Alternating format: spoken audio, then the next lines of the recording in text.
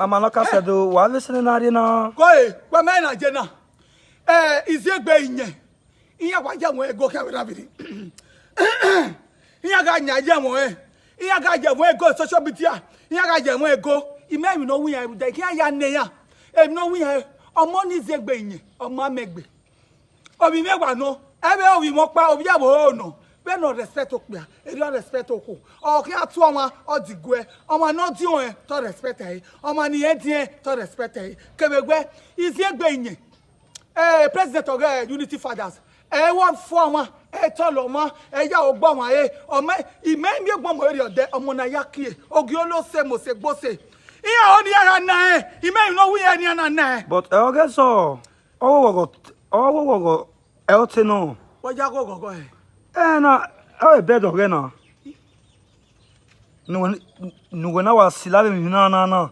And I bet again. And I bet again. Well, come on, no.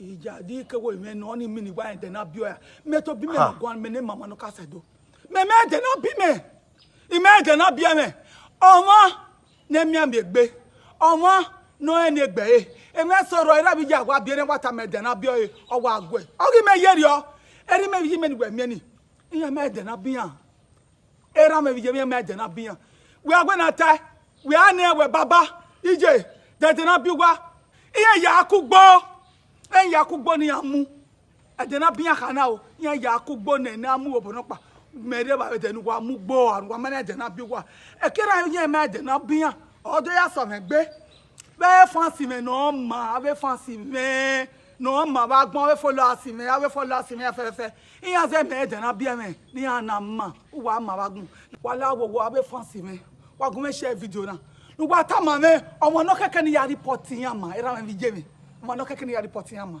wagumeta yo izi egbenye na ebedoge na ebedoge na we when we have them na yo to e oge gbi na you have your time e can na beg the best oh we ota na we me tell which happy birthday you have the girl which happy birthday you have izi egbenye e have na oto ni do which happy birthday omo okime alazi gbo e na ga gi onye me ga so o pe na paso akon happy birthday Zegbe igogonu e o se lo gbe ogboja we no so na egbera me gbero igo alagoda o emi ya na anya gbon pa be we o ga ti anu pa agbon uye o aja unu ra wa aja unu we omo aja unu omo anu nu we ru ga koko geje omo na ya ogbon wa yi omo na o ji omo na o je baba omo na o ji se omo na o je omo to wa we industry omo na ga we se na o ga te why you come we se na e je gbe oko we e se unu o se we se nu